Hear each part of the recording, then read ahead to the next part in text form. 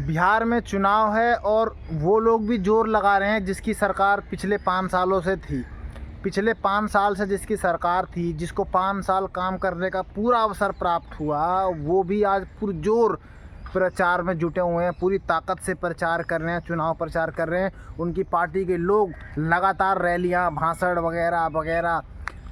तो ये ऐसा थोड़ी होना चाहिए। अब एक दिल्ली के मुख्यमंत्री थे, पूर्व मुख्यमंत्री केजरीवाल जी, उन्होंने साफ कहा था कि अगर मैंने 5 सालों में काम किया है तो ही मेरे को वोट करें, नहीं तो वोट ना करें। तो क्या इस तरीके की बयानबाजी और पार्टी वाले नहीं बोल सकते? क्या इस तरीके का वाक्यांश वो पब्लिक के सामने नहीं रख सकते? क्या ये राय वो नहीं दे सकते कि भाई अगर मैंने, भाइयों बहनों, मैंने काम किया होगा तो मुझे वोट देना, नहीं तो मत देना। पब्लिक पागल थोड़ी है यार। आपको 5-5 साल, 10-10 साल मौका दे रही है और फिर भी आपको वोट मांगना ही पड़ रहा है। भाई काम बोलेगा ना, काम अगर आपने किया है तो खुद ही आपको वोट मिलेगा। आप तो घर बैठो ना। जिसने नहीं कुछ करा वो अपनी राय को लेके जाएगा कि मैं ये काम करूँगा, मैं ये काम, अगला काम ये करूँगा, अगला काम वो करूँगा। और वो भी पार्टी है जो वर्तमान में थी या पास्ट में थी, वो भी अपना एक मैनिफेस्टो जारी कर दे कि मैं भी ये काम करूँगा।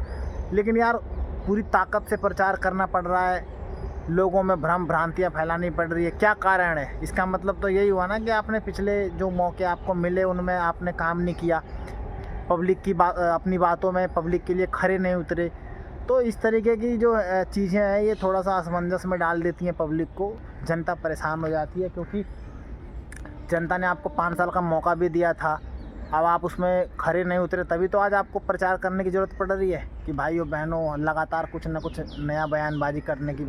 खेसारी है जो चुनाव में लड़ रहे हैं, उनको नचनिया बोलने की ज़रूरत पड़ रही है। क्यों पड़ रही है? किसी को बदनाम करने की ज़रूरत क्यों पड़ रही है?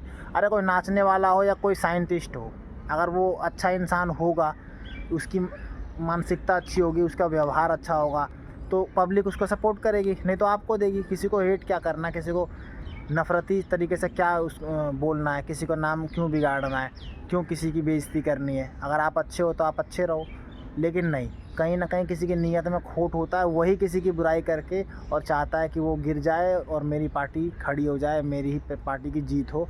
तो पब्लिक बेवकूफ़ नहीं है ना। मेरी बातों का मतलब यही है कि आप जो भी है देखें, समझें कि किसको हमने 5 साल मौका दिया, उस 5 साल में कौन किस तरीके से किसने काम किया, आप किसको मौका देना चाहिए। इन चीज़ों को छानबीन करके ही वोट करें बिहार के चुनाव में। बहुत बहुत धन्यवाद।